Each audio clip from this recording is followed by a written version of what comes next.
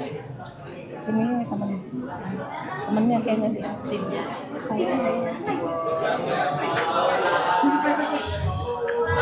Waalaikumsalam warahmatullahi wabarakatuh.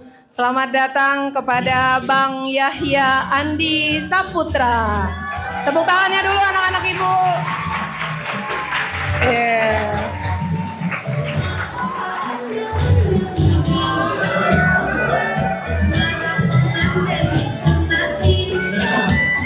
Silakan.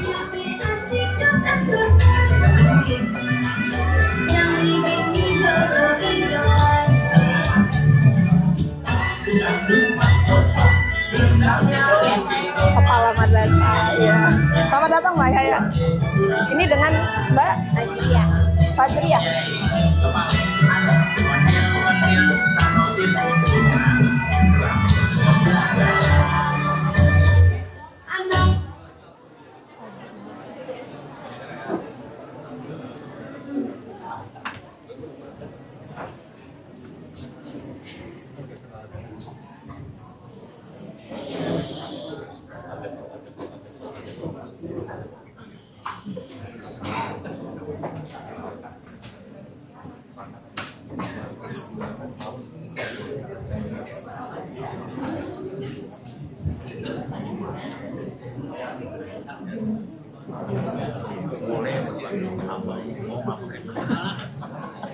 Sudah menyediakan botol plastik.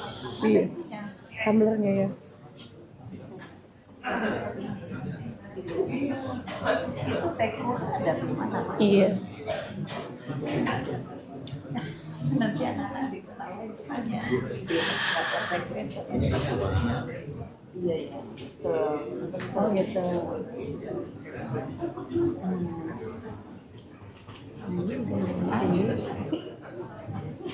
Masya Allah Pak ya. Kalau diketahui abang ya. Kita panggil ngomong. Baik, anak-anak ibu, bapak ibu fasilitator yang ada di belakang, mari kita mulai kegiatan kita pada pagi hari ini. Bismillahirrahmanirrahim. Assalamualaikum warahmatullahi wabarakatuh. Waalaikumsalam warahmatullahi wabarakatuh. Salah ya, harusnya boy nyiapin pantun ya kalau kayak gini ya. Ya, belum. Pantun. Hari ini hari Senin. Semuanya kumpul di multimedia. Hari ini hari yang paling nyenengin. Karena kita semua sedang berbahagia. Pokoknya saya nyari yang belakangnya in nama A aja gitu. Ini MC yang lanjutan setelah buaya harus bisa ya. Siapin ya, cari di TikTok ya. Pantun Betawi. Baik. Alhamdulillahirabbil alamin wa bihi nasta'in ala umurid dunya waddin. Wassalatu wassalamu ala asrofil anbiya'i wal mursalin wa ala alihi wa sahbihi ajma'in. Rabbi shrahli sodri wa yassirli amri wahlul 'uqdatam min lisani yafqahu qawli. Amma ba'du. Yang terhormat Kepala Man 13 Jakarta Selatan, Bundo Dr. Randa Yesi Anwar. Yang kami hormati, kita panggil Babeh ya. Babeh Yahya Andi Saputra. Selamat datang Beh di Man 13 Jakarta. Sama Mpo Fajriah ya. Oke. Selamat datang juga di Man 13 Jakarta. Yang kami hormati pengurus Komite Man 13 Jakarta, ada Mbak Dewi dan Mbak Mela yang kudung merah. Terima kasih sudah membersamai kita semua. Dan yang sama-sama kita hormati Bapak Ibu fasilitator sekaligus wali kelas 10-1 sampai 10-8. Dan yang sangat ibu banggakan, yang sangat ibu sayangi, anak-anak ibu kelas 10 dari 10-1 sampai 10-8, yang mudah-mudahan kita semua yang hadir di ruangan ini selalu mendapatkan keberkahan, dari Allah Subhanahu wa taala. Syukur alhamdulillah pada pagi hari ini sampailah kita di satu kegiatan, satu rangkaian acara yang insya Allah nanti akan kalian laksanakan. Yang akan dilaksanakan mulai hari ini dari tanggal 7 sampai nanti puncaknya di tanggal 15 Oktober 2025. Mudah-mudahan kita semua selalu sehat, selalu kompak, dan jangan lupa jangan cuma penampilannya aja, tetapi ruh karakter yang akan terbentuk nanti dalam kegiatan P5RA. Teman-teman harus tahu ya, anak-anak ibu harus tahu apa itu P5RA yang mungkin kalian sempat dengar waktu di tingkat sebelumnya. Ada yang tahu? Ada yang udah pernah ngikutin P5RA? Belum, karena adik-adiknya ngikutin ya, kamu lulus ya. Nah, baik. Salawat dan salam senantiasa tercurah kepada uswatun hasanah bagi kita semua, baginda Rasulullah Sallallahu Alaihi Wasallam, serta keluarga, sahabat, juga para pengikutnya, dan mudah-mudahan kita semua yang hadir kelak mendapatkan syafaatnya ila yaumil akhir. Bundo Yesi, Po, enak ya manggilnya ya, Po, yang kami hormati, mari sama-sama kita buka kegiatan pada pagi hari ini dengan mengucap lafaz basmalah. Bismillahirrahmanirrahim. Berikutnya kita dengarkan sama-sama sambutan arahan yang akan disampaikan oleh Kepala Man 13 Jakarta. Kepada Bundo Yesi, disilahkan. Di mana nih, Bu? Di sini aja, Bundo. Biar ya di sini ya, Pak Yasir ya. Kalau saya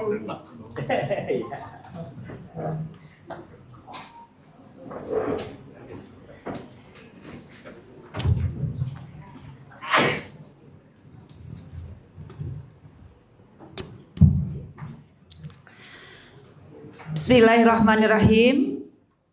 Assalamualaikum warahmatullahi wabarakatuh. Waalaikumsalam warahmatullahi wabarakatuh. Alhamdulillah, alhamdulillahirabbil alamin. Wassalatu wassalamu ala asrafil anbiya'i wal mursalin sayyidina wa maulana Muhammadin wa ala alihi washabihi ajmain. Amma ba'd.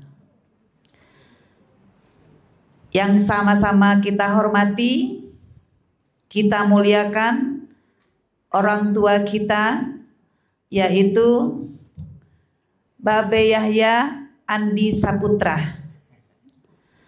bersama Mpok Fajriyati, dan satu lagi ada, cuma berdua aja ya Mpok ya, oke. Kemudian yang saya banggakan, Ibu Ai selaku wakil bidang hubungan masyarakat, suaranya sama lantang dengan kamatnya. Ini orang Sumatera juga, jangan-jangan Bu Ai ini. Kemudian yang saya sayangi juga Bapak Ibu para fasilitator, dan yang saya sangat cintai dan muliakan itu adalah orang tua kalian, yaitu ibu-ibu komite yang cantik itu, Mbak Dewi sama Mbak Mela ya, yang hijab marun, serta anak-anak ibu semuanya kelas 10-1 sampai 10-8 yang berbahagia. Alhamdulillah menjelang siang ini ungkapan puji syukur kehadirat Allah Subhanahu wa taala, kita masih diberi semangat untuk melanjutkan kegiatan kita. Mulai dari pengukuhan tadi pagi MPK OSIS periode atau masa bakti 2024-2025, lalu pembukaan perayaan P5RA, dan sekarang ini adalah seminar tentang kegiatan P5RA untuk kelas 10. Diambil temanya adalah kearifan lokal, yaitu tentang mengangkat budaya Betawi. Nah, judulnya adalah Bangga Melestarikan Budaya Betawi. Nah, kenapa diangkat budaya Betawi? Siapa yang bisa jawab? Karena kita berada di Jakarta. Kalau budaya Minang ya nggak mungkin lah, ya. Nah, karena kita bukan berada di Minangkabau ya. Nah, kalau ibu mah budaya Minang, tari piring. Kalau ini tari ondel-ondel ya. Nah, jadi kita sekarang memiliki tema P5RA khusus kelas 10 itu adalah kearifan lokal tentang bangga melestarikan budaya Betawi. Nah, sedikit ya. Suku Betawi itu adalah siapa sih sesungguhnya suku Betawi itu? Sehingga nanti suku ini memiliki budaya-budaya. Suku Betawi itu adalah kelompok etnis Austronesia, ya, yang merupakan penduduk asli dari kota Jakarta, ya. Jadi Betawi itu siapa? Penduduk asli kota Jakarta. Nah, kemunculan suku Betawi ini dinyatakan sebagai komunitas itu di Betawi di Jakarta ini adalah muncul di abad 17. Saya bacanya begitu tuh, Bah. Benar apa enggak nanti Abah yang meluruskan sejarahnya. Ya, dari sebanyak itu komunitas yang masuk ke Jakarta ini, suku Betawi itu mulai abad ke-17 datang dan menetap di Jakarta. Mulai abad ke-17. Nah, sampai sekarang sudah abad ke-20 berapa? 21. Nah, dengan sudah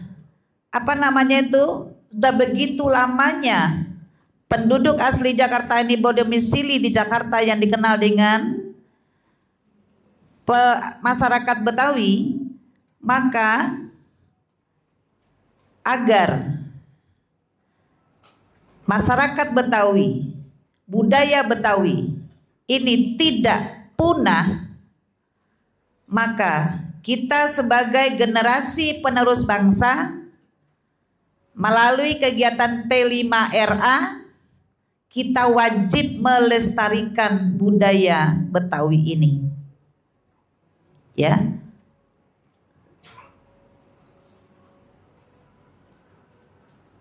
Nah, selanjutnya kenapa budaya ini harus dilestarikan? Makanya apa saja sih yang ada di Betawi ini? Budayanya mulai dari apa ya? Keseniannya ya kali, Bah. Kemudian makanannya. Lalu apa lagi? Kesenian, makanan, upacara adat atau adat istiadatnya gitu ya. Ini kita harus lestarikan. Kenapa harus dilestarikan, sayang? Nah, ini tugas kita loh ya untuk melestarikan budaya Betawi ini.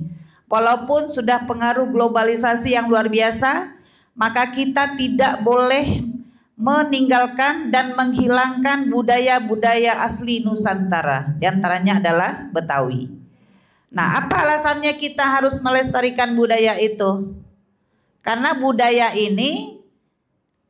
Betawi ini khususnya ini adalah warisan dari leluhur, ya. Warisan leluhur itu harus dilestarikan agar tidak hilang. Kenapa? Warisan leluhur ini penuh dengan historis, penuh dengan sejarah-sejarah. Nah, pada hari ini Babe Yahya akan memperkenalkan kepada kalian, akan memberikan wawasan pengetahuan tentang budaya Betawi agar kamu tahu, kamu kenal, sehingga kamu muncul rasa bangga dan mencintai budaya Betawi itu sendiri. Nah, alhamdulillah di MAN 13 itu budaya Betawi itu tetap ada. Apa diantaranya? Marawis ada kan? Hadroh ada. Itu budaya Betawi bukan tuh Pak Sukri? Hadroh. Betul ya Beh? Iya. Kemudian kalau ada acara-acara palang pintu itu budaya Betawi ya Beh? Iya. Jadi kenapa kita harus melestarikan? Karena itu adalah warisan leluhur nenek moyang kita. Yang kedua, kenapa harus dilestarikan juga itu budaya Betawi itu? Karena ini adalah jati diri masyarakat kita, khususnya Jakarta. Kemudian apalagi kenapa dilestarikan? Ini adalah sumber untuk devisa, ya, sumber pendapatan daerah, masuk turis baik mancanegara maupun domestik. Nah, itu makanya dilestarikan. Kemudian juga selain itu, kita sebagai generasi muda, kenapa harus melestarikan budaya itu? Karena bentuk penghargaan kita kepada pendahulu yang sudah menciptakan atau yang sudah memperkenalkan budaya atau kebiasaan-kebiasaan yang sudah mereka wujudkan dalam kehidupan keseharian mereka. Jadi kepada anak-anak ibu sekalian, ibu berharap dengan adanya kegiatan P5RA dengan tema bangga melestarikan budaya Betawi, maka kamu sebagai warga DKI Jakarta, baik sebagai warga asli DKI Jakarta maupun sebagai pendatang, semakin mengenal, semakin mencintai dan berkewajiban melestarikan budaya itu sendiri. Ibu pendatang, tapi ibu senang dengan budaya Betawi, senang dengan makanan Betawi. Seperti apa? Apa namanya tuh yang dijual di sana? Kalau di PRJ? Nah, kerak telur itu senang banget itu, ya kan? Kemudian apalagi makanan Betawi? Selendang mayang, dodol Betawi, wah luar biasa, ya. Jadi semakin digali, ternyata luar biasa. Itu namanya budaya Betawi, kampung si Dul, anak Betawi, ya. Anak Betawi bisa jadiin insinyur. Jadi kepada anak-anak ibu sekalian, ya, ibu harapkan ikuti kegiatan seminar ini dengan sebaik-baiknya. Semoga bisa memberikan wawasan, pengetahuan dan manfaat kepada kalian bersama, kepada kalian semua, sehingga kalian memiliki kewajiban dan ikhlas dan rela nanti untuk melestarikan adat Betawi. Sebagaimanapun dampak dari globalisasi, tetap sampai dunia kiamat insya Allah, jika budaya Betawi ini selalu diwariskan ke generasi berikutnya, insya Allah akan tetap lestari. Jangan hanya tinggal sejarah, tetapi benar-benar dinikmati oleh generasi penerus kita, khususnya orang Betawi. Nah, kepada Abe, Babe, Yahya dan Mpok Fajriah, terima kasih sudah berbagi waktu datang ke MAN 13 Jakarta Selatan di tengah kesibukannya. Kita doakan semoga Babe Yahya sama Mpok Fajriah selalu diberikan kesehatan, selalu diberikan kekuatan, dan ikhlas berbagi pengalaman kepada kita semua. Dan semoga kita dalam keadaan tetap semangat mengikuti kegiatan ini, dan semoga dapat memberikan manfaat kepada kita semua dalam memperkuat karakter sesuai dengan harapan karakter profil pelajar Pancasila. Dengan mengucapkan Bismillahirrahmanirrahim, dengan mengharap ridho Allah, kegiatan P5RA kelas 10 dengan tema Bangga Melestarikan Budaya Betawi dibuka.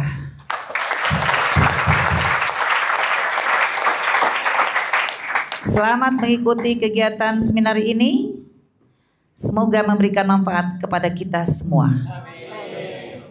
Alhamdulillah, wabillahi taufiq wal hidayah. Assalamualaikum warahmatullahi wabarakatuh.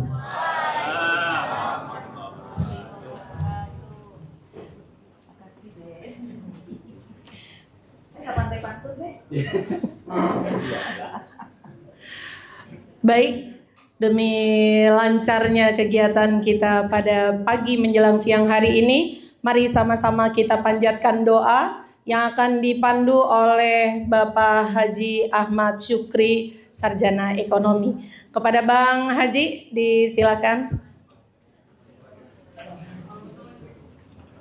Udah mulai panas ya. Ini udah mulai. Alhamdulillah. Pagi. Bantu pagi. Assalamualaikum warahmatullahi wabarakatuh. Waalaikumsalam warahmatullahi wabarakatuh. Yang sama-sama kita hormati Bundo Yesi, Ibu Ai, serta Babi Yahya Andi Saputra dan Empok Fajriyah dan seluruh komite juga kita hormati, Dewan Guru, dan yang sama-sama kita dicintai para siswa dan siswi kelas 10 MAN 13 Jakarta. Ini karena temanya budaya Betawi, I'm original Betawi. Babe Yahya, I come from Kuningan, Tebet. Original. Saya asli Kuningan, Tebet. My mom from Tebet. Nyak gua dari Tebet. My father, babe gua dari Kuningan. Tahu Kuningan ya? Segitiga emas. Ternyata juga ibu komite juga tadi pas ngomong-ngomong atau jadi asli Betawi juga dari Matraman. Alhamdulillah, Allah Subhanahu wa taala berfirman, ya ayuhan nas inna khalaqnakum min dzakarin wa untha wa ja'alnakum syu'uban wa qabaila lita'arafu. Jadi di antara kekuasaan Allah adalah Allah menciptakan manusia laki dan perempuan dan juga bersuku-suku dan berbangsa-bangsa. Ini dalilnya buaya. Budaya Betawi, dan saya mau ini dulu nih, apa namanya, pantun. Ini juga nyontek, ini nyari ke pasar beli buah semangka. Cakep. Pulangnya mampir ke Tanah Abang. Cakep. Rajin belajar, jangan ditunda. Cakep. Biar nanti sukses di masa datang. Cakep. Satu lagi, burung merpati terbangnya rendah. Cakep. Singgah sebentar di atas tangga. Cakep. Kalau belajar tekun dan gigih, Cakep. pasti ilmu akan cepat melekat di kepala. Ya. Cari aja di ChatGPT juga ada. Mari kita baca doa kepada Allah Subhanahu wa taala. Kita semua mengangkat kedua telapak tangan kita. Kita mohon kepada Allah Subhanahu wa taala. Ya Hayyu Ya Qayyum Ya Dzal Jalali wal Ikram, nastaghfirullahal azim, nastaghfirullahal azim, nastaghfirullahal azim. Bismillahirrahmanirrahim. Alhamdulillahirabbil alamin.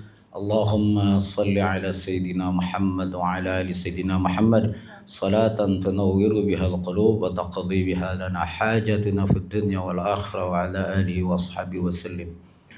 Ya Hayyu Ya Qayyum, Ya Allah, Ya Tuhan kami, perkayakanlah diri kami dengan ilmu pengetahuan. Ya Allah, karunikanlah kepada kami ilmu yang bermanfaat. Hiasi hati kami, hiasi pikiran kami dengan akhlak yang mulia. Ya Allah, jadikanlah hati kami untuk selalu cinta kepada budaya-budaya kami, cinta kepada nasional Indonesia kami, cinta kepada saudara-saudara muslimin dan muslimat di seluruh dunia. Ya Allah, ya Tuhan kami, jadikanlah kami orang-orang yang saleh dan salihah, orang-orang yang bersyukur, orang-orang yang bersabar, birahmatika ya arhamar rahimin. Allahumma ghnina bil ilmi wa zayyinna bil hilmi wa akrimna bit taqwa wa jimilna bil afiyah. Allahumma inna nas'aluka al huda wat taqwa wal afaf wal ghina. Rabbana atina fid dunya hasanah wa fil akhirati hasanah wa qina adzabannar. Wa sallallahu ala sayyidina Muhammadin wa ala alihi wa sahbihi wasallam. Walhamdulillahi rabbil alamin. Assalamualaikum warahmatullahi wabarakatuh.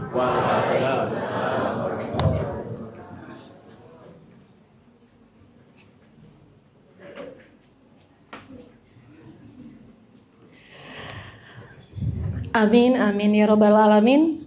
Baik, Bapak Ibu serta anak-anakku yang sangat Ibu banggakan, untuk menumbuhkan rasa nasionalisme di antara kita semua, mari bersama-sama kita menyanyikan lagu Indonesia Raya, dan kami mohon kepada hadirin untuk berdiri.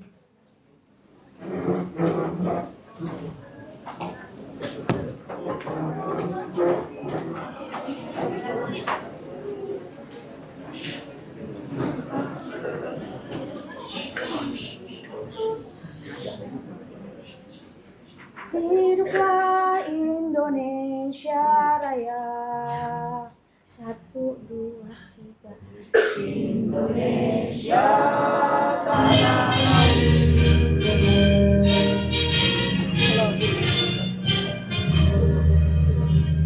Indonesia tanah airku, tanah tumpah darahku.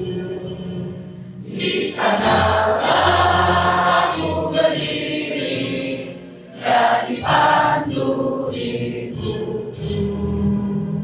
Indonesia kebangsaanku, bangsa dan tanah airku. Marilah kita bersatu, Indonesia bersatu. Hiduplah tanahku, hiduplah negeriku, bangsaku, rakyatku semuanya. Bangunlah jiwanya, bangunlah badannya, untuk Indonesia Raya.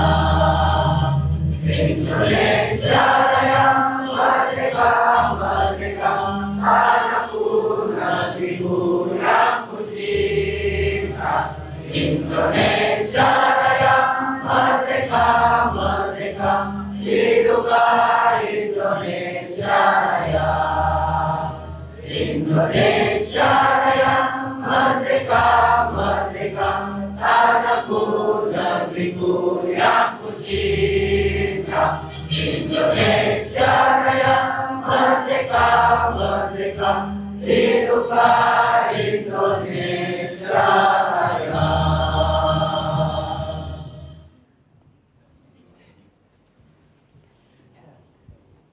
Hadirin dimohon duduk kembali.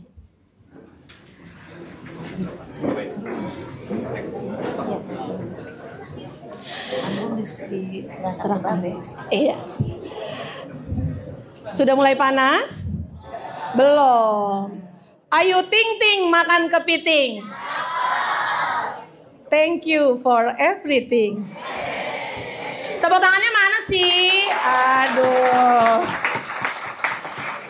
Bukan nggak cinta ya, bukan Bu Ai nggak cinta, tetapi sudah ada Panji dan Sahla yang akan memandu kegiatan hari ini. Be, gantian kita ya Be mic-nya. Oh, kita kasih yang kaum muda. Ya. Pokoknya panggung punya Babe, punya Empo, punya Panji, punya Sahla. Assalamualaikum. Waalaikumsalam. Saya sama Bundo pamit undur diri. Assalamualaikum warahmatullahi wabarakatuh. Waalaikumsalam warahmatullahi wabarakatuh. Di depan. Yang main moderator. Nggak ada. Jadi nanti daripada naik turun. ada penyerahan cenderamata buat 13. Ya, ada cenderamata dulu ya.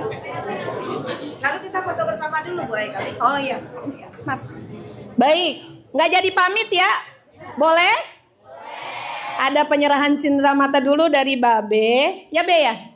dari Babe buat MAN 13 Jakarta yang akan diterima oleh Kepala MAN 13 Jakarta. Belum.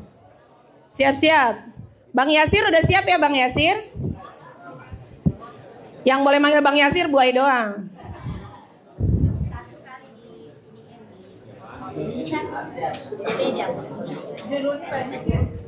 Ini buku Babe semua. Buku Babe, Masya Allah Babe.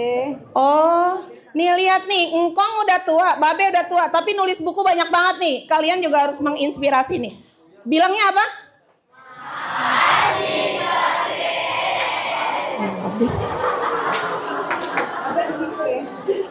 Ayo.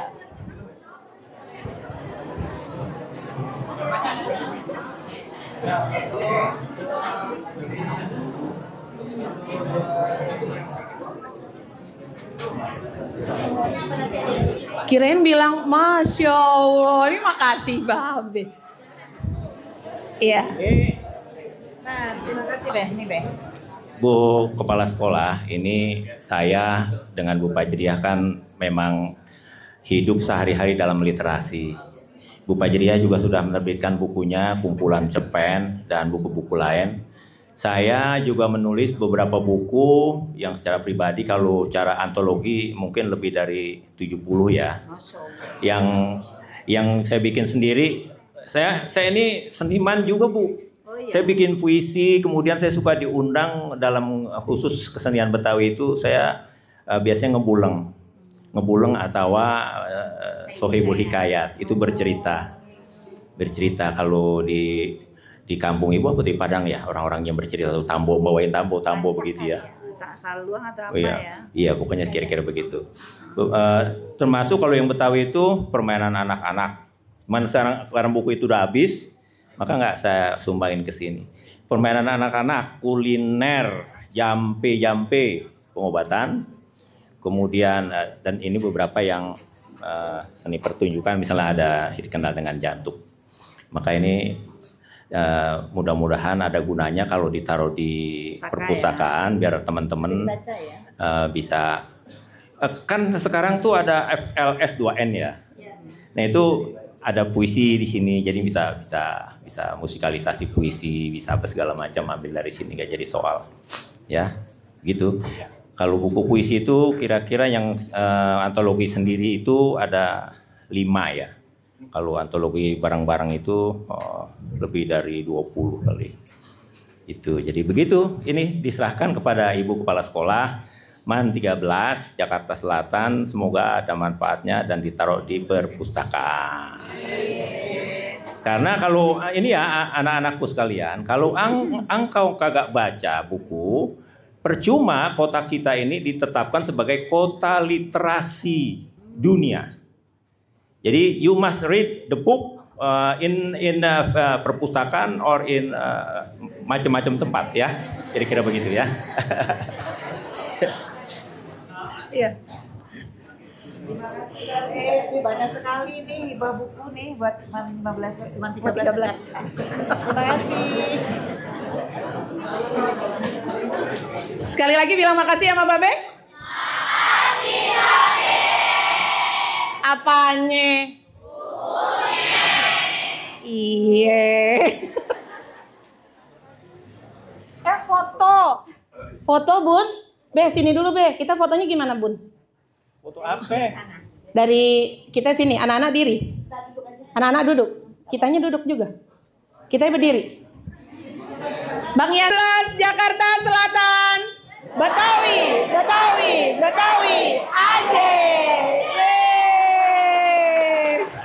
Jayakarta. Jayakarta kemudian di bumi hanguskan oleh VOC di tahun 1619 dan diganti namanya Jayakarta itu menjadi Batavia. Ya. Nah, cuman sekarang saya kepengen mundur. Bawain apa ya? Itu Anwar. Iya itu. Tentang sejarah mana? Yang ini apa nih? Ini sejarah nih, Fatahillah Padang lihat. kemudian membangun kota baru. Sebelumnya. Sebelumnya Pajajaran. Yang operator siapa? Oh ya, terus mundur. Terus. Nah, tadi kan Ibu Kepala Sekolah itu menyebutkan orang Betawi katanya baru ada pada Lanjut abad slide-nya. ke-17. Abad ke-17 itu dalam hitungan sejarah kota itu hitungannya kemarin sore. Karena pada abad itu kita sudah mulai dijajah oleh penjajah Belanda yang bengis, yang dimulain dari dia menghancurkan kota ini dan mengganti kota lama, kota baru dari Jayakarta menjadi Batavia itu 1619, abad ke-17. Buku ini ingat ya, nanti buku ini saya tanya ini. Ada satu buku yang menjelaskan sejarah kota Jakarta dengan penduduk intinya yang pada masa sekarang disebut Betawi itu. Bukunya berjudul Penelusuran Sejarah Lintasan Penelusuran Sejarah Jawa Barat. Diterbitkan oleh Dinas Dinas Pariwisata dan Kebudayaan Provinsi Jawa Barat. Buku ini berdasarkan sumber utama yaitu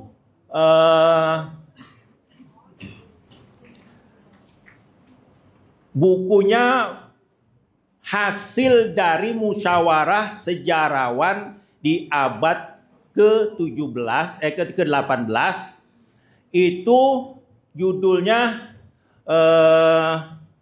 Ibumi Nusantara. Ibumi Nusantara. Jadi orang sini, orang Betawi menurut buku itu sudah menempati kawasan ini pada abad kedua. Nggak punya itunya, nggak punya. Yang di kawasan-kawasan itu. Iya. Nggak punya itunya. Sebutin aja. Oh, ya. Sebutin aja di Tanjung Barat. Di mana? Abad kedua itu orang sini sudah mempunyai pimpinan yang namanya Aki Tirem. Menurut buku itu ya. Penelusuran Sejarah Jawa Barat. Rintisan, judulnya aslinya Rintisan Penulisan Sejarah Jawa Barat. Jadi orang sini itu sudah mempunyai pimpinan yang namanya Aki Tirem. Aki itu engkongkong seperti saya. Saya kan udah 63 tahun. Kalau cara Nabi Muhammad SAW, saya tuh udah ngomong depan kamu gak kelihatan. Weh anak-anakku Syifa, hai Azza. Gak kelihatan kamu karena saya udah mati. Kalau menurut umur Rasulullah ya. Nah, Aki Tirem ini memimpin kawasan. Dia berada di kawasan namanya Kali Tirem. Jadi teman-teman yang orang Jakarta Utara bagian timur ini pasti tahu nih Kali Tirem.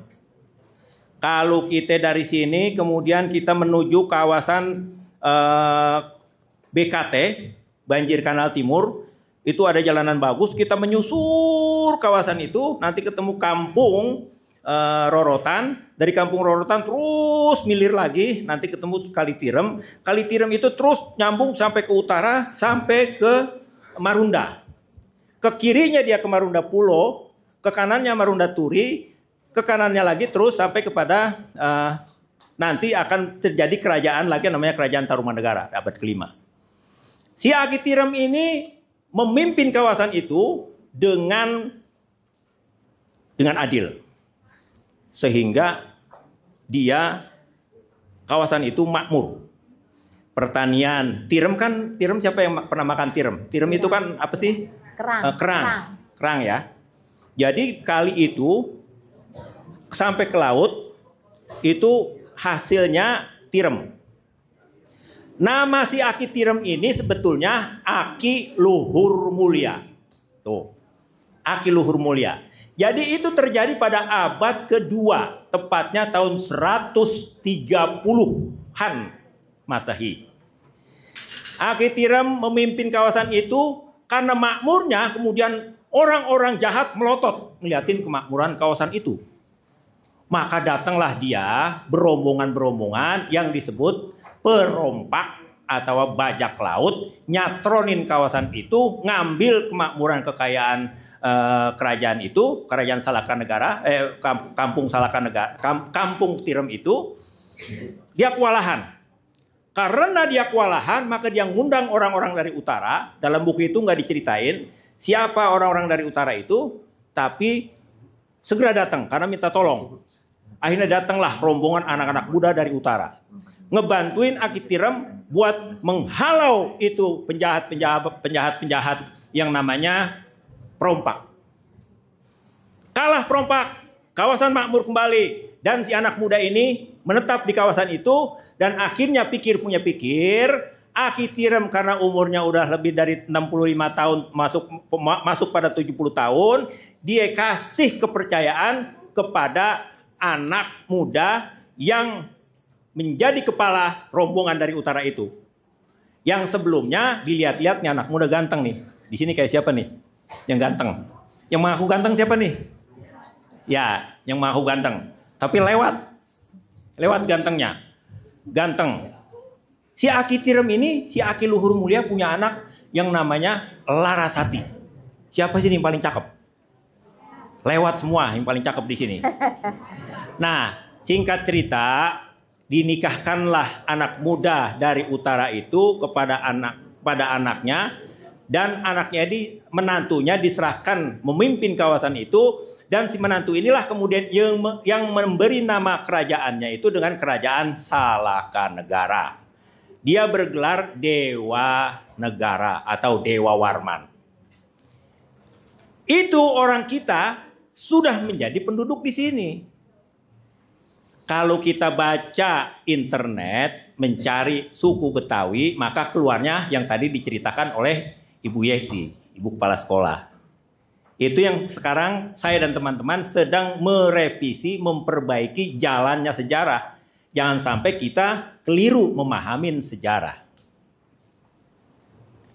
Di abad kelima, pamor dari Kerajaan Salakanegara mundur. Maka muncul kerajaan baru, yaitu Tarumanegara. Di kawasannya lebih ngetan dikit, yaitu di Kampung Taruma. Tarum itu nama pohon. Pohon tarum. Jadi kalau anak-anak kelas 10 ini ada yang berminat itu ya, batik. Ada yang berminat batik. Saya ini kan membina batik di Setu Babakan. Sekarang mau kita buka lagi. Adakah di antara engkau yang mau belajar batik? Silahkan datang ke Setu Babakan. Nanti kamu akan bisa, nanti akan menjadi ahli batik. Nah, si pohon tarum itu dulu dipelihara, diambil untuk pewarnaan. Pohon tarum. Maka muncul dikenal Kerajaan Tarumanegara. Salah satu raja yang terkenal yaitu Purnawarman. Karena Purnawarman ini adil, makmur, sejahtera, dan dia kasih patok batas kerajaan-kerajaannya. Di Bogor ketemu batu tulis, di Kerawang ketemu juga batu. Yang paling terkenal adalah batu tulis yang ada ditemukan di Jakarta Utara, di Kampung Tugu. Itu batu dulu, itu kampung disebut oleh orang kampung Kampung Batu Tumbuh karena ada batu yang menonjol, yang itu merupakan prasasti dari Kerajaan Tarumanegara. Nah itu. Jadi kalau buku-buku sejarah resmi itu memang mulai resmi menulis sejarah ketika muncul Kerajaan Tarumanegara di abad kelima. Nah jadi begitu kira-kira. Jadi maksudnya Babe, orang Betawi itu udah ada dari abad kedua gitu ya Be? Ya, orang sini. Tapi belum disebut orang Betawi kali waktu itu. Saat itu memang belum disebut sebagai orang Betawi. Buku itu menyebutkan namanya adalah Proto Manusia Melayu Betawi. Proto, jadi cikal bakal.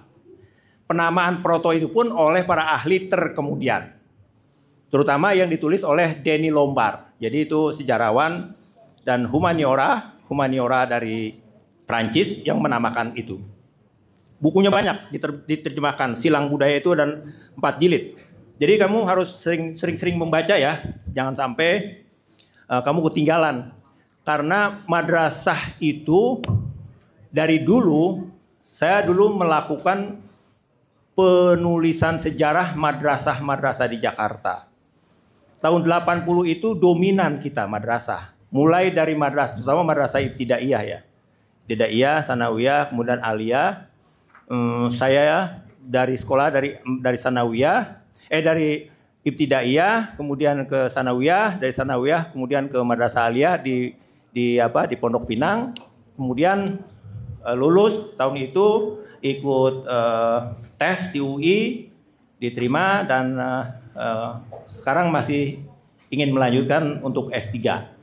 Jadi engkau nih anak-anak muda ini, jadi jangan patah semangat untuk terus belajar ya, karena beasiswa itu sekarang banyak di mana-mana. Apalagi kalau kamu punya satu keahlian itu udah asoy udah asik. Nah, kemudian apa lagi? Iya, jadi coba kita lihat slide-nya lagi nih. Panji digeser, siapa namanya? Hanif. Nah ini tadi kan sejarahnya udah tuh ya, jadi udah dikoreksi bahwa bukan dari abad ke-17. Walaupun waktu dulu belum disebut sebagai orang Betawi. Disebut orang Betawi itu kan karena sensus ya. Sensus penduduk oleh Belanda, ada suku baru yang tidak bisa diidentifikasi asalnya dari mana. Orang Jawa bukan gitu kan, orang Sunda bukan. Akhirnya disebut suku Betawi dari nama kota dan nama tanaman yang ada di wilayah yang kita kenal sekarang namanya Jakarta. Orang-orang penjajah itu ketika 19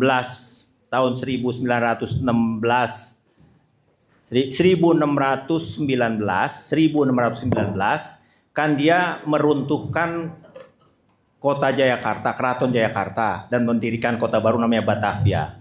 Kemudian mereka mentafsirkan orang Betawi itu menurut mereka katanya dari transliterasi penyebutan nama kota Batavia. Gitu. Orang-orang kampung susah menyebut Batavia. Menurut mereka, maka mereka ngomong potong letter jadi Betawi katanya begitu. Padahal si Betawi ini sudah ada testamen di 16 lebih lama lagi yang dia itu sebetulnya nama dari pohon. Betawi itu nama pohonan. Sebagaimana Bogor, Kerawang, itu kan nama-nama pohon. Dalam buku, ini buku lagi ya, jadi saya nggak ngomong sembarangan. Dalam buku bahasa Belanda, Plankundig van Nederland Indi, itu buku perihal hal ihwal tumbuh-tumbuhan, disebutkan ada satu pohon gulinging Betawi. Pohon gulinging Betawi.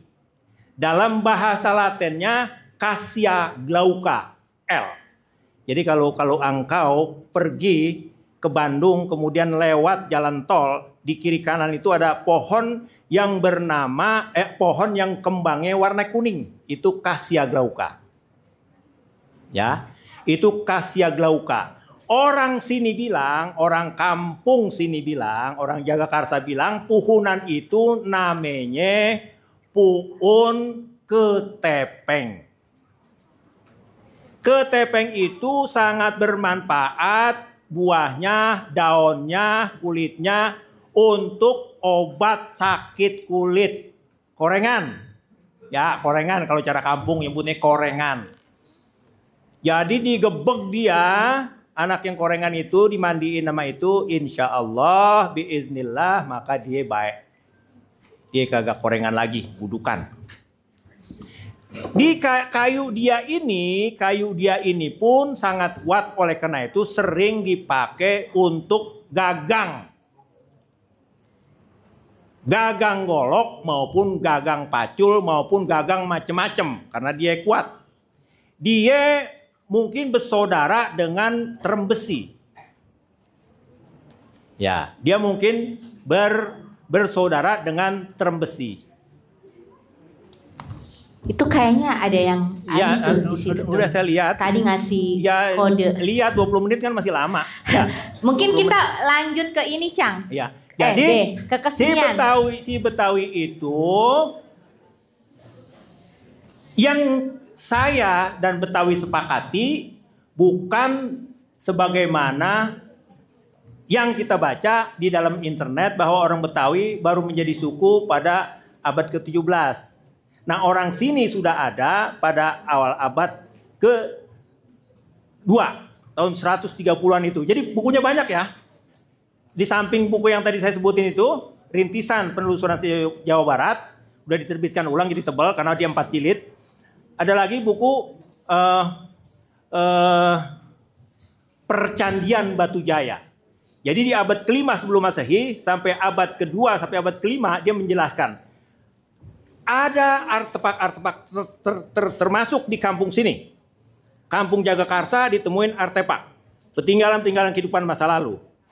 Kalau nanti kita dari sini pulang lewat sono Milirin, kemudian ketemulah kampung namanya Kampung Ranco. Tanjung Barat. Siapa yang Ranco Indah siapa? Tanjung Barat. Kalau kita masuk gitu, masuk ke kanan, masuk terus, nanti kita ketemu masjid, ketemu kantor kelurahan, terus kita nutup sampai belok kiri, sampai ke pinggir kali, itu ada Kampung Muara. Kampung Muara itu dalam buku itu disebutin ada satu kerajaan, namanya Kerajaan Tanjung Jaya. Pimpinan kerajaan itu siapa tuh? Dewi siapa ya? Yang Ratu Jaya. Jadi ada kampung Ratu Jaya di Depok. Dia kerajaannya di situ namanya Tanjung Jaya, dan Tanjung Jaya ini kerajaan bawahan kerajaan Sunda Pejajaran. Karena dari kerajaan Tanjung Jaya ini kemudian diutus orang untuk mengelola pelabuhan Sunda Kelapa. Di dalam cerita rakyat disebut Wak Item. Wak Item itu ikut tanda tangan ketika kerajaan Sunda Pejajaran MOU dengan Portugis di 1520. Dia pangkatnya yang dia torehkan dalam tanda tangan itu namanya Sah Bandar. Ini ada di dalam prasasti Padrau namanya. Jadi sekali waktu nanti anak-anak sini Bu Dewi, mana Bu Dewi? Ada Bu Mela tuh. Bu Mela. Nanti Bu Mela ya, anak-anak sini diajak juga ke museum-museum tuh. Museum Sejarah Jakarta. Jadi sangkanya saya nanti ngomong bohong lagi. Ada Padrau lah, ada batu tulis lah, ada inilah. Jadi kita jalan-jalan ke sono, ini dia tandanya. Di 1520 Sunda kerjasama internasional dengan Portugis, ada data-data tertulisnya itu disimpan di museum di Fathahilah, Museum Sejarah Jakarta. Di Museum Fathahilah. Dan itu padraunya, prasastinya juga disimpan di situ. Jadi dia kerjasama keamanan dan perdagangan. Kerajaan sini menjual hasil rempah-rempahnya, terutama lada, hanya kepada Portugis. Oleh karena itulah kemudian kerajaan-kerajaan lain tersinggung. Maka menyeranglah kerajaan Demak yang diperintah oleh Sultan Trenggono menyerbu ke sini, mengutus Fathahilah, dan terjadilah perebutan kekuasaan terjadi yang tadi akhirnya menjadi ulang tahun kota Jakarta 22 Juni 1527. Iya, Beh, pindah dong ke sini, kok saya sendirian, gak enak banget Iya. di atas. Enggak, ini anak-anak tanya aja deh yang mau Tadi tanya. dulu, sini dulu. Ngapain? Iya, Oh. di sini duduknya biar enak. Oh, biar enak. Enggak, jadi sebenarnya kan Mbak Be ini cerita panjang lebar ya sejarah. Itu berarti Jakarta itu sudah sejak lama menjadi kota apa? Ayo kebayang, perebutan lada, kekuasaan, diserang sama Portugis ya kan, diserang sama Belanda, berarti kota apa? Kota bandar, berarti kota perdagangan. Yang berarti Jakarta itu sifatnya sudah menjadi kota global, kota internasional. Yang orang Betawi itu menjadi identitas ya Be ya? Identitas apa kalau disebut identitas asli, apa identitas apa tuh? Ya, identitas mereka, Identitas ya. asli. Ya.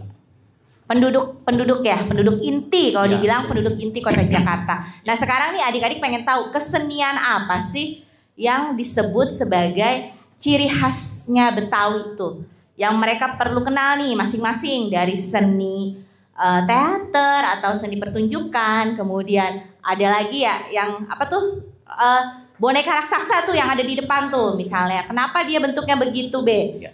Nah itu ceritain Ya, tuh Be. nanti siapin pertanyaan ya. Nanti Ya. yang tanya-tanya tuh dapat hadiah buku, dikirim ke sini nanti. Kalau dari busana, misalnya ini kan busana Sadaria, ya, dia kopiah hitam, cukin, baju Sadaria, celana hitam, sepatu pantopel, atau kalau dia pakai celana batiknya, dia pakai trompa, ya, trompa kulit.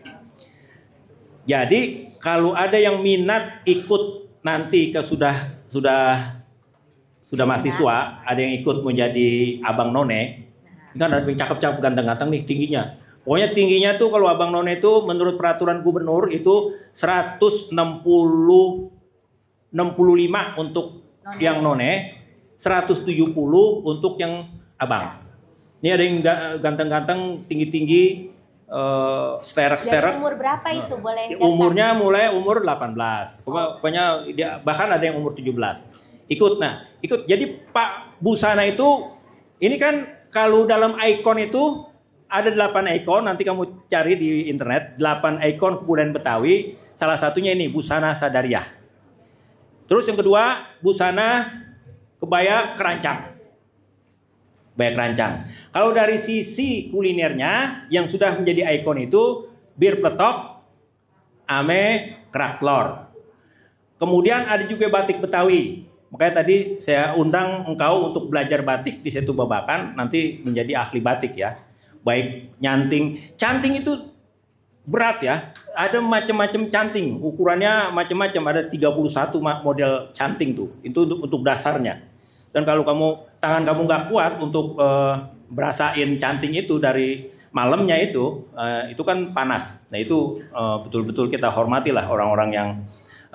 Nah kalau kamu mau belajar batik silahkan nanti kamu hubungi saya. Nomornya minta sama ibu komite. Terus kalau dari ondel-ondel juga salah satu ikon dari 8 ikon. Ondel-ondel ini dulu namanya barongan. Ya, dulu namanya barongan. Barongan itu bahasa Betawi arkais yang artinya rombongan. Sebarung. Jadi kalau orang Betawi tahulah sebarung itu apa? Barongan. Si barongan ini nggak ada kaitannya sama barongsai atau barong dari Bali. Dia sepasang boneka besar yang saat itu diyakini memiliki energi positif untuk melawan energi kejahatan, energi positif, energi negatif. Maka dulu si barongan ini keluar ketika kampung kita diserbu oleh wabah penyakit. Zaman dulu itu salah satu wabah penyakit yang paling ditakutin oleh anak perawan adalah cacar air. Ya, kalau udah kena cacar air, itu telat diobatin kita. Wabil khusus perempuan, laki-laki juga mereres kita kalau dia kena cacar air. Apalagi dia serbu di muka kita sini. Telat diobatin, dia akan menjadi bopeng. Wah dulu Mariam itu cakep banget, hidungnya mancung segala macam. Sekarang mukanya jadi bonges begitu kan, kita kagak ini enggak. Nah itu makanya ada panggil rombongan ondel-ondel, kemudian ondel-ondel itu melakukan kegiatan ngukuk namanya, bersih kampung. Ngukuk, dia baca kalau cara dulu tuh ada jampe-jampe cara dulu. Ini kan ondel-ondel itu sebelum Islam sudah ada. Dia representasi kekuatan yang menentang kekuatan jahat dari luar. Orang-orang Belanda menulis dalam buku yang berjudul Kehidupan di Jawa Tempo dulu, udah diterjemahkan, diterbitkan oleh Gramedia itu, dia bilang ondel-ondel popen om gestin te periahan. Itu bahasa Belanda. Popen Om Gestin teperyahan. Jadi sepasang boneka besar yang menghalau roh jahat. Roh jahat itu termasuk tadi wabah penyakit. Kalau mau ada gagal panen dipanggil rombongan ondel-ondel untuk dia ngukup bersih kampung. Jadi panen itu di sini dulu banyak sawah, ada padi segala macam. Nah itu kalau ada wereng, ada kiong ciput, ada tikus, ada burung emprit yang makanin dia, maka dia dipanggil untuk ngukup juga, bersih sawah. Itu. Dia baru berubah menjadi ondel-ondel disebut pada abad ke-20, awal abad ke-20. Jadi tahun 1900 dia sudah berubah namanya menjadi ondel-ondel. Dalam buku tadi tuh, Kehidupan di Jawa Tempo Dulu, yang ditulis oleh Olivier Johannes Rapp. Penulisnya tuh buku itu. Jadi dia berganti nama menjadi ondel-ondel pada tahun 1900. Ondel-ondel pun itu adalah bahasa Betawi arkais yang artinya lincah dan fleksibel. Oleh karena itu kalau dia lagi main di jalanan itu dia lincah dan fleksibel. Dia mengusir roh jahat. Kemudian ketika sudah masuk Islam di abad ke-15 kita sudah Islam, maka dia mengikuti pola-pola dakwah yang Islam punya. Apalagi dari 8 ikon apalagi yang tadi yang belum? Tadi bir peletok belum. Gigi balang. Ya gigi balang. Ada kan gigi balang ya? Kalau di sini ada nggak gambar gigi balang sekolahan? Lanjut. Hah? Ya gigi balang itu dia itu simbol simbol hubungan manusia. Dia kan bentuk gunung. Gigi balang tuh yang ada di Lisplang ya, yang begini. Hah? Enggak, ini lagi gambar kromo. Ya. Jadi di Lisplang itu ada simbol gigi balang. Itu awalnya diambil dari bentuk gunung segitiga. Kita manusia ada alam dan sekitarnya, setan, jin, tumbuh-tumbuhan, segala macam. Yang atas itu adalah yang Maha Kuasa, Allah Subhanahu wa Ta'ala. Maka manusia berbaik-baikan sama alam, maka alam memberikan manfaat kepada manusia. Maka emak dukun yang lihat anaknya sakit bengok, yang lihat anaknya korengan, itu tahu apa obat yang diambil dari alam. Sirih dia tahu, teleng dia tahu, pohon patah tulang dia tahu, ini dia tahu dan segala macamnya, sehingga ini sama ini menjadi kesatuan. Itu iblis juga berkomunikasi sama ini. Yang lebih nyata adalah makhluk halus itu adalah siluman. Siluman macan putih. Siluman macan putih ini kemudian mengajarkan manusia jurus-jurus silat, salah satunya silat beksi. Jadi silat beksi itu diambil dari ajaran makhluk halus itu yang namanya macan putih. Macan putih mengka asih gitu ya, ada jampe-jampenya tuh. Kemudian kalau ini kepada ini dilihat nanti ada ekspresinya itu manusia bertakwa kepada Yang Maha Kuasa itu di dalam bentuk doa-doa. Doa-doanya dulu bentuknya jampe-jampe seperti yang tadi. Nenek unduk-unduk, kaki unduk-unduk, ada daging mengungsir, itu jampe-jampe zaman dulu tuh. Nanti itu aja itu merupakan password untuk membuka pintu rumah Yang Maha Kuasa. Password doa itu belum cukup, tapi dilengkapi dengan password berupa benda-benda. Ada bekakak ayam, ada nasi kuning, ada kembang, ada kopi pahit, ada kopi manis. Itu cara dulu ya. Nah, oleh karena itu maka Allah Subhanahu wa Ta'ala itu pada tahun 1945 disimbolkan oleh Bung Karno menjadi apa? Kalau Pancasila itu ketuhanan yang Maha Esa, apa tuh lambangnya? Siapa yang tahu? Bintang, warna kuning, emas. Jadi nanti kalau adik-adik pulang dari sini, tiba-tiba di depan rumahnya ada orang nancepin bendera warna kuning, itu orang yang meninggal yang kembali kepada Yang Maha Kuasa. Urusan dosa nanti belakangan. Itu urusan mungkar nakir, tanya dalam kubur dosa apa enggak. Tapi dia prinsipnya, maka itu di Betawi itu salah satu warna yang diunggulkan adalah warna kuning. Warna kemuliaan. Warna kemuliaan ini nanti dalam beberapa upacara dinyatakan, diekspresikan dalam bentuk nasi kuning. Mau nyunatin ada nasi kuning, mau ngawinin ada nasi kuning, mau pergi mukim ada nasi kuning, mau ini nasi kuning. Itu kepasrahan kita hamba pada Allah yang Maha Kuasa. Ya. Jadi simbol-simbol seperti itu. Apalagi? Ya, ada yang mau tanya? Nanya aja kali ya, ya. Beh. Karena udah waktunya juga sampai pukul 11.10 kata panitia. Jadi kita tanya jawab. Karena kan banyak ya pasti ya. Adik-adik punya pertanyaan nggak? Ayo, nggak mungkin. Ada punya pertanyaan? Tanya. Harus nanya. Kalau nggak nanya kita tanyain ya. Nah sekarang dari sebelah sini dulu deh. Siapa yang mau nanya? Ayo. Ayo siapa? Ayo dong. Kalau enggak nih saya tunjuk. Kalau enggak saya yang nunjuk. Harus nanya. Ayo pikir-pikir bikin pertanyaan. Kan pasti jago-jago semua. Yang mau nanya. Oh dari belakang satu. Boleh. Nih kelompoknya nih. Apa? Kasih Bawain, nih. Bang. Yang pakai baju biru tuh apa? Yang pakai jas biru. OSIS. Oh alma mater. Oh itu semua. Atau ada yang pakai, ada yang enggak. Sini sayang. Maju. Ya situ juga nggak apa-apa dah. Kan pakai speaker ya. Gak apa-apa biar kelihatan yang lain. Ya. Ya.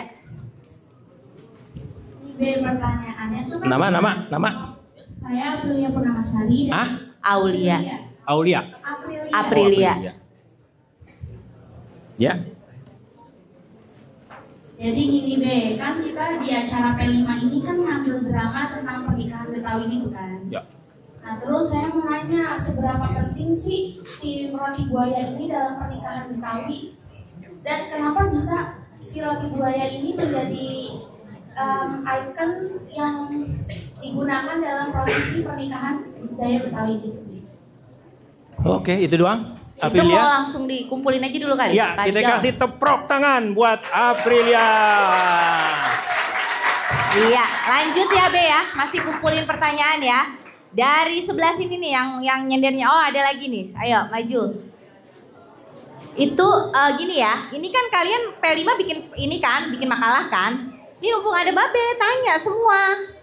Nah, mumpung ada narasumber. Karena kalau nggak bisa sekarang, kalian harus ke kantor LKB ya. Ke kantor LKB di Kuningan, gedungnya Agung Serang. Tadi Aprilia, ini siapa namanya? Silahkan. Saya Faiza Helmina dari kelas 105 mau nanya. Kan waktu di pernikahan tuh suka ada yang kayak adu pantun gitu ya, jawara-jawara. Iya. Nah itu apa sih yang ngebedain pantun Betawi sama pantun-pantun yang lainnya? Kan di daerah lain juga ada pantun gitu. Nah apa yang ngebedain pantun Betawi dengan pantun dari daerah lain? Ya. Pantun biasanya buat itu ya kalau pernikahan palang pintu. Iya. Ini nanti ada yang mau main palang pintu? Cakep. Sekarang yang sebelah sini nih yang putra. Ayo satu orang aja. Nggak boleh kalah sama yang putrinya. Siapa yang mau nanya? Itu maju.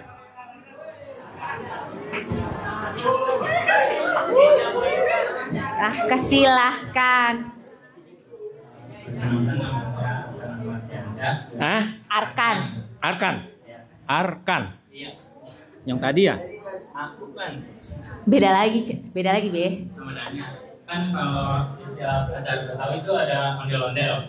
Nah, kenapa ondel-ondel menjadi ikon budaya Betawi? Oke, 3 dulu. Apa cukup? Lagi katanya. Yang mana? Oh ini semangat banget nih Be. No. No yang mana? Oh banyak banget sekarang. Tadi malu-malu, sekarang pada nanya. No. Kamu dulu. Iya. Silahkan. Assalamualaikum warahmatullahi wabarakatuh. Perkenalkan nama saya Nova Zumaidiyah. Dipanggil Faza. Faza. Ya. Saya mau nanya, apa perbedaan utama atau ciri khas antara budaya Betawi yang membedakan dengan budaya-budaya yang lain seperti budaya Sunda atau Jawa yang sudah ada di sekitar Jakarta? Iya, dah 4 aja dulu deh. Nanti kalau kelamaan. Yang mana? Tuh. Pilih tunjuk yang ini. Itu. Oh iya itu. Yang mana itu?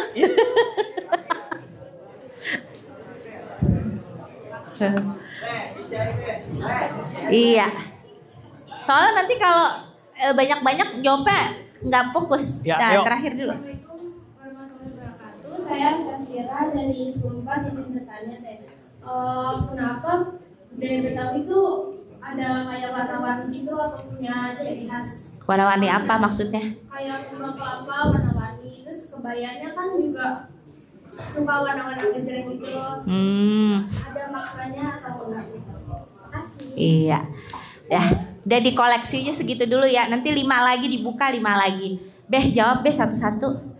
Dari yang pertama. Nanti Aprilia, Faiza, Arkan, Faza, Safira nanti ada hadiah buku ya. Bisa kirim nanti ke sini. Dititip kepada kantor sekretariat security.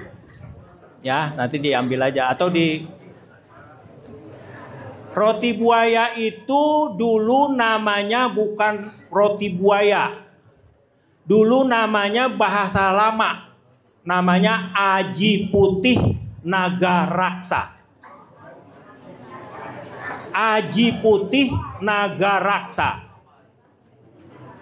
Maka ekspresi atas penghormatan kepada buaya itu di dalam folklore muncul cerita buaya buntung, buaya putih, buaya merah di Jakarta Utara. Jadi kamu nanti carilah cerita buaya buntung. Nah, dia dalam roti buaya dulu belum roti, tapi dibikin dari daun kelapa. Dianyam, orang sini bilang dianam menyerupai bentuk buaya. Barulah di abad ke-18, awal abad 19, menurut buku yang ditulis oleh sejarawan Universitas Indonesia, Mona Lohanda, pabrik-pabrik roti sudah ada di sini.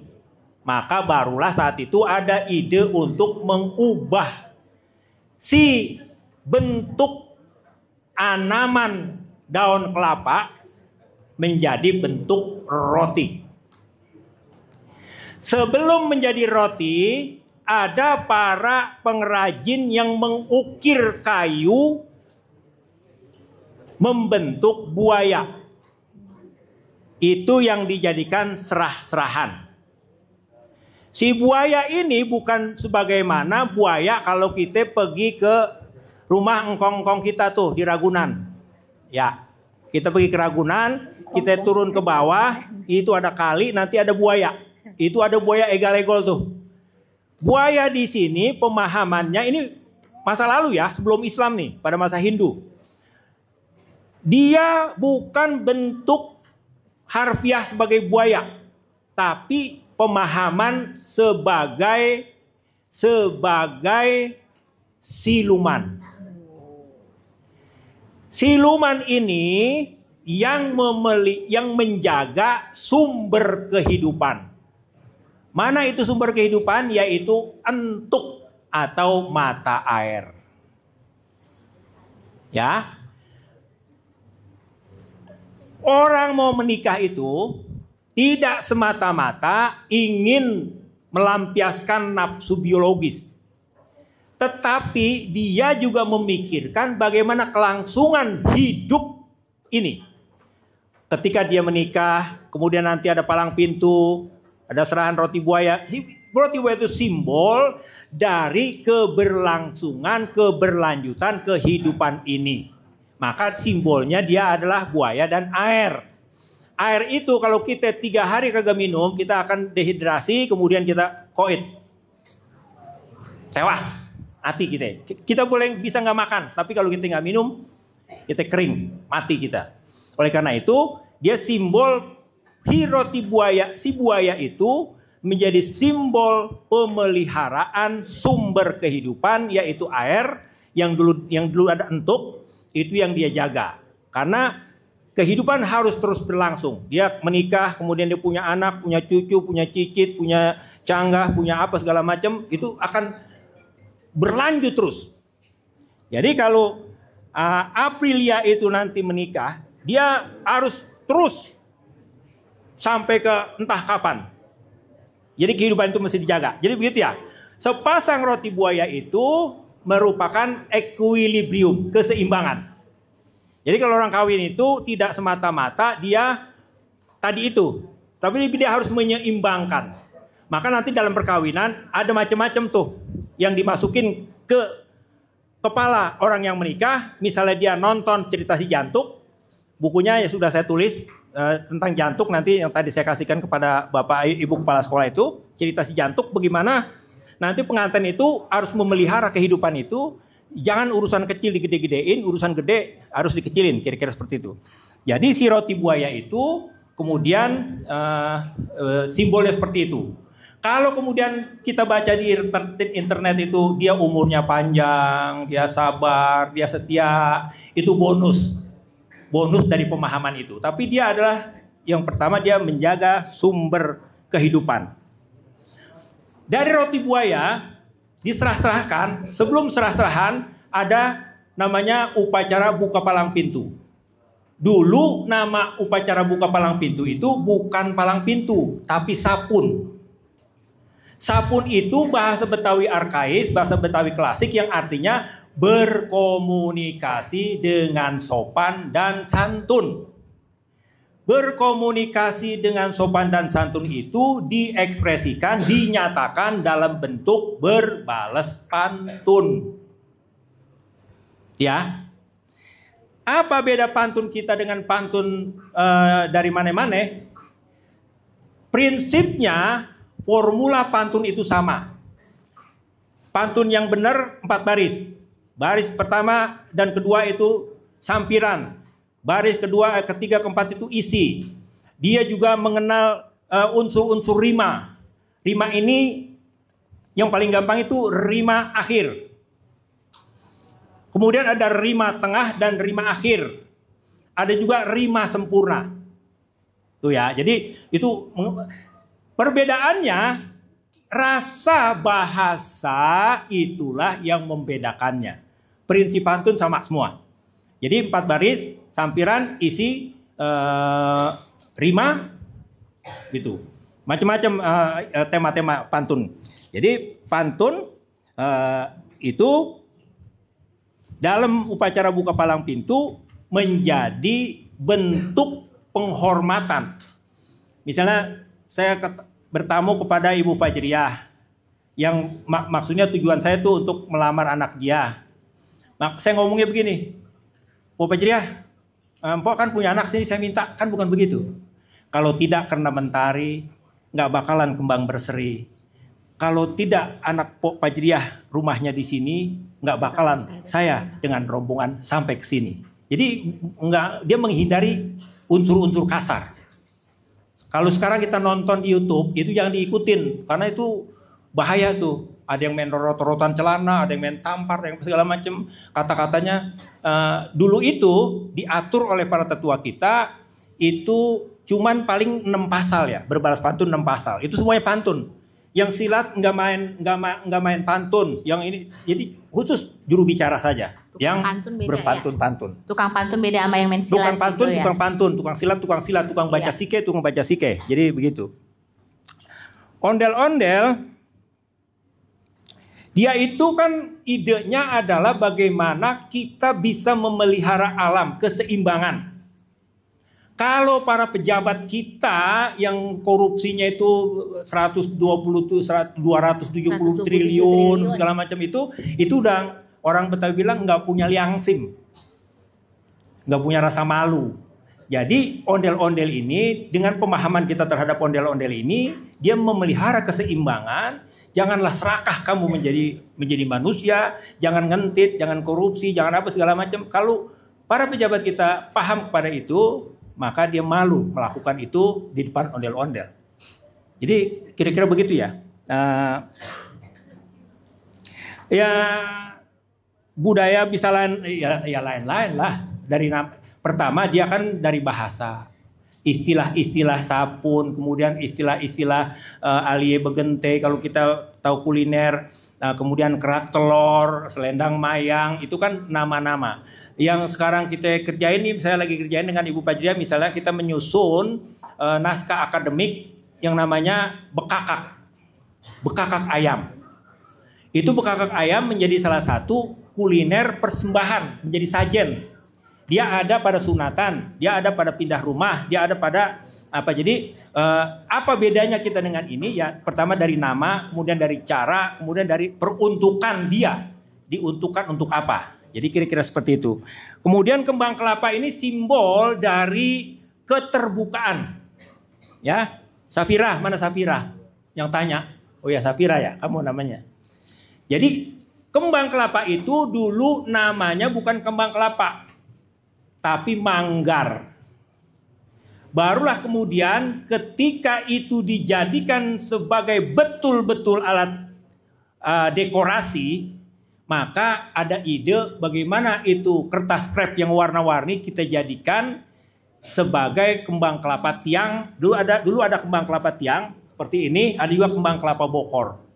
Itu simbol dari keterbukaan masyarakat Betawi. Bagaimana kita lihat masyarakat Betawi diawali dari pesisir yang menerima dari udik kita terima, dari samping kanan samping kiri itu kita terima, sehingga kota ini benar-benar kota yang menjadi kota lengkap kebudayaan. Dalam istilahnya Bapak Guru itu kota multikultur. Kita Betawi itu, saya Betawi itu adalah etnik yang egaliter. Nggak melihat lu hebat, nggak melihat lu apa. Karena bagi orang Betawi itu segala harta benda kagak bakalan dibawa mati.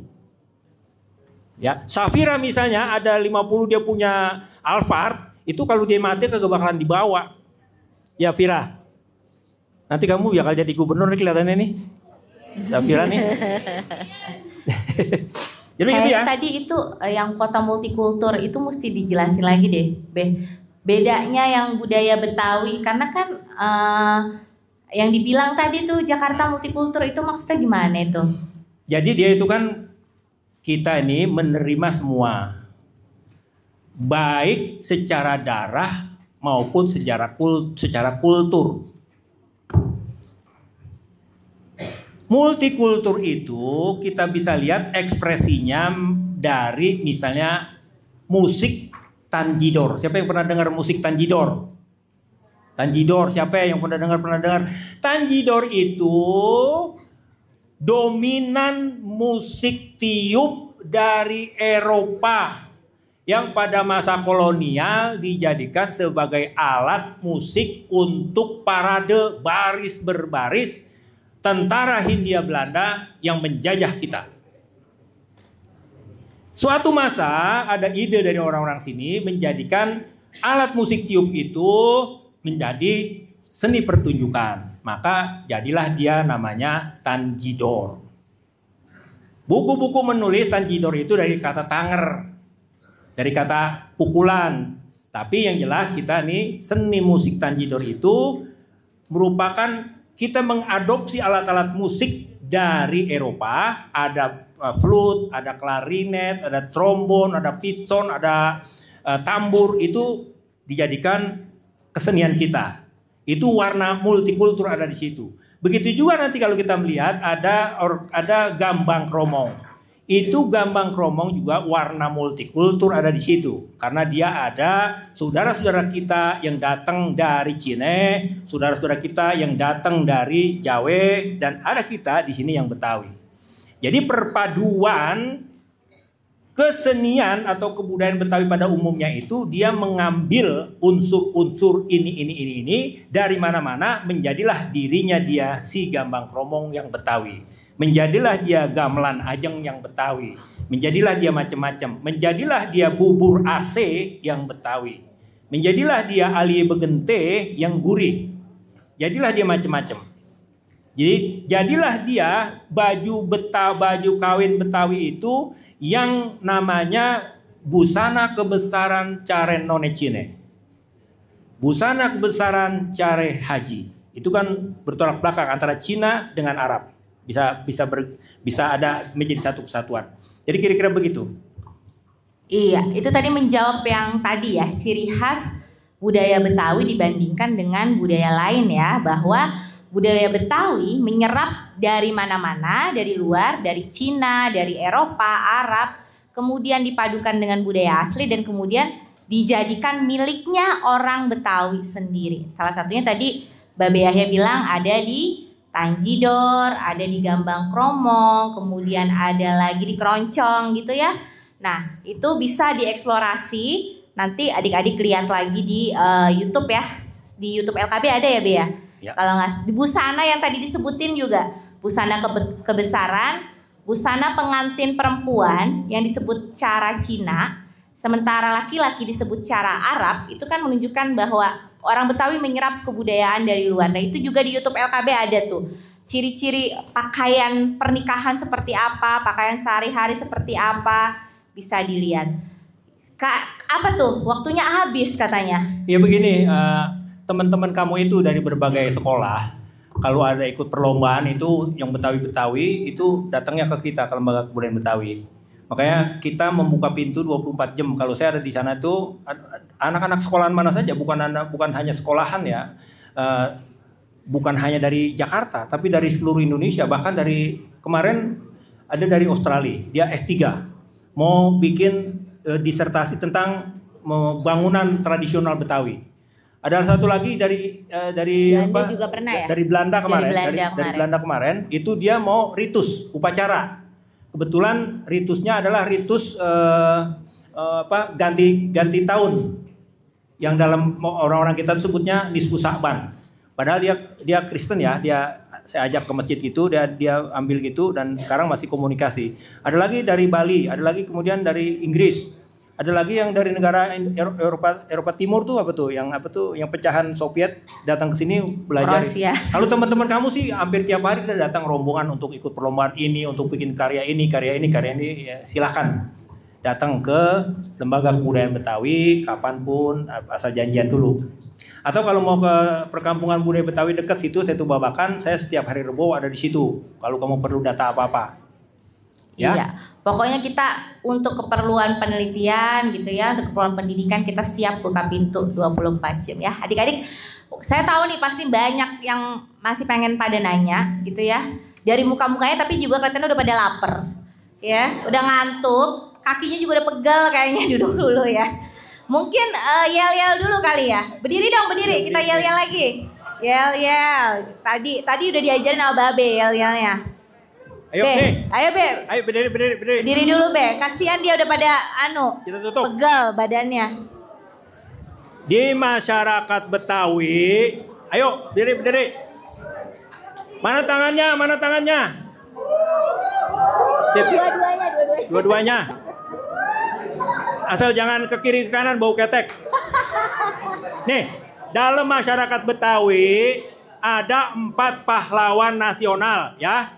1 Muhammad Husni Tamrin yang berjuang di Poksrat, yang membela kepentingan masyarakat Hindia Belanda saat itu di tahun 1930 sampai 35 sampai 40. Kemudian ada Ismail Marzuki. Dia komponis lagu-lagu. Ada lagi Kiai Nur Ali yang berjuang pada masa 45, pada masa revolusi.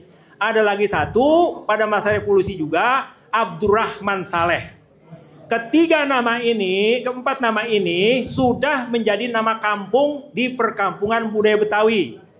Kampung Muhammad Husni Tamrin, Kampung Ismail Marzuki, Kampung Abdurrahman Saleh, Kampung dari Kiai Haji Nur Ali. Nah, siapa yang tahu lagu Halo Halo Bandung? Siapa? Semua ya? Itu yang bikin siapa? Nah, karena kamu tahu Ismail Marzuki yang menciptakan lagu Halo Halo Bandung, maka kita lemesin badan kita dengan semangat menyanyikan lagu Halo Halo Bandung. Siapa tadi yang jadi anunya jadi Yang giniannya. tadi jadi dirijen, Salsa apa siapa? Sahla. Kamu aja sini. Halo, halo Ban sini. Sahla aja nih, nih. Sahla. Halo, halo Bandung. Sini di tengah biar kamu masuk tuh. Ya, tuh. Sini. Halo, halo Bandung hitung. Ayo kawan-kawan. Ayo kawan-kawan. Ayo kawan-kawan, kita menyanyikan lagu Halo Halo Bandung. Dengan semangat. Dengan semangat. Hitung. 1, 2, 3. Halo, halo Bandung, Ibu kota periangan. halo, halo Bandung, Kota kenang-kenangan. Sudah lama beta tidak berjumpa dengan kau. Sekarang telah menjadi lautan api. Mari bung rebut kembali. Oke. Tepuk tangan buat kamu semua. Thank you Sahla. Apalagi nih? Ya.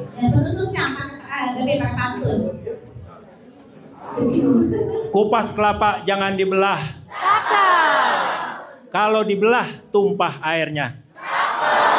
Kalau ada kata dan ucapan saya yang salah, mohon kiranya dimaafin dan dimaklumi saya. Wallahul muwaffiq ila aqwamit thoriq wal afu minkum. Wassalamualaikum warahmatullahi wabarakatuh. Waalaikumsalam warahmatullahi wabarakatuh. Teman-teman, terima kasih untuk Bapak